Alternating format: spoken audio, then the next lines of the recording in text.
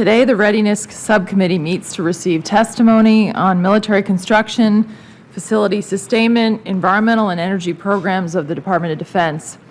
Senator Kaine and I look forward to working with you very much this Congress as we have the opportunity of leading this important subcommittee of the Armed Services Committee. We are joined today by Mr. John Conger, who is performing the duties of Assistant Secretary of Defense for Energy, Installations, and Environment, the Honorable Catherine Hammock, Assistant Secretary of the Army for Installations and Environment, the Honorable Dennis McGinn, Assistant Secretary of the Navy for Energy, Installations, and Environment, and the Honorable Miranda Ballantyne, the Assistant Secretary of the Air Force for Installations, Environment, and Energy. We look forward to hearing your testimony, and I certainly appreciate Mr. Conger being here since he is a Granite Stater. It's always great to see you. Well-maintained modern Department of Defense installations play an essential role in maintaining the readiness of our armed forces. Military construction projects are not just buildings, they are the homes and barracks in which our soldiers, sailors, airmen, and Marines live. They are the facilities where service members and our skilled Department of Defense civilians work, train, conduct maintenance, and support operations. That is why we must not shortchange military construction or facility sustainment, restoration, and modernization funding. The Department of Defense has proposed a budget for 2016 that includes $8.4 billion for military construction, including family housing, and $10.6 billion for facility sustainment, restoration, and modernization. I look forward to discussing this request in detail. I will also be interested in hearing from our witnesses about the impact of these programs of a potential return to defense sequestration. We need a defense budget based on our national security interests and the threats we face, not an arbitrary budget that is based on caps which ignore the fact that the foremost responsibility of the federal government is to protect the American people. And I look forward to working in a bipartisan way with the members of this committee to address defense sequestration.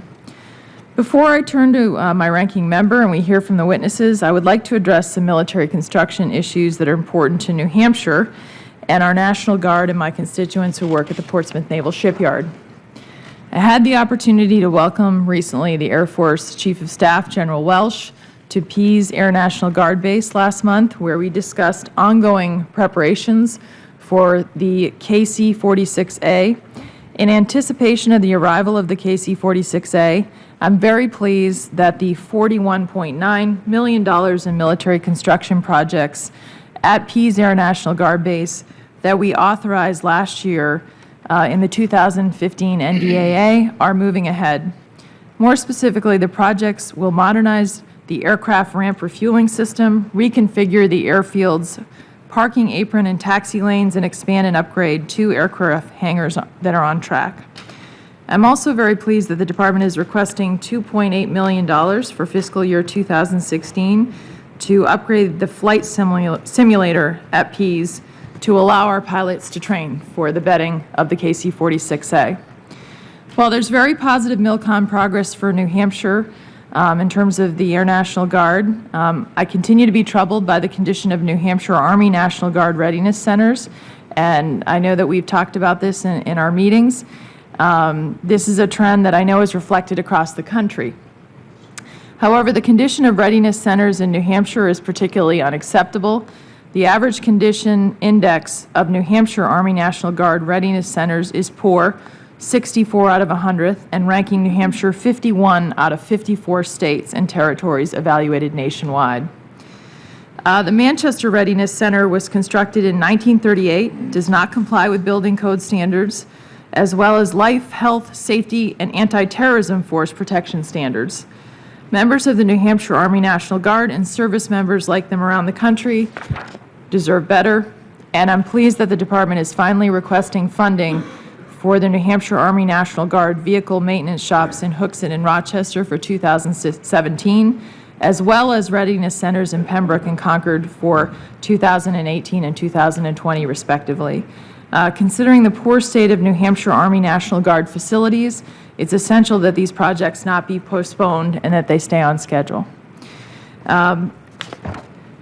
I also look forward to addressing the MILCON situation at Portsmouth Naval Shipyard, which is the Navy's Center of Excellence for Fast Attack Submarine Maintenance, Modernization, and Repair. And I also look forward to, with the ranking member, talking about the importance of and having hearings about the importance of our shipyards.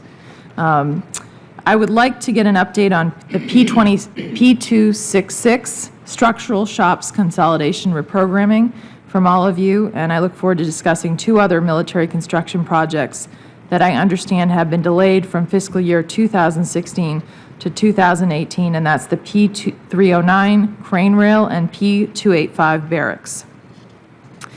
Finally, the Department is once again seeking authority for another round of base realignment and closure, or BRAC, a BRAC round, despite the costs and inefficiencies associated with the 2005 BRAC round. That round is conservatively estimated to have cost $35 billion and has been the subject of much discussion and criticism. Even after acknowledging the shortcomings of the 2005 round, the Department continues to request the same legislative framework. I remain opposed to BRAC and do not want to give the Department the open-ended authority to pursue another BRAC round that has the potential to incur significant upfront costs when we do not have the room in our budget in the next few years to afford many of the fundamental readiness issues that we need to address. I thank our witnesses for being here and for all that you do for our country, and I would like to turn it over to my ranking member, Senator Kane from Virginia.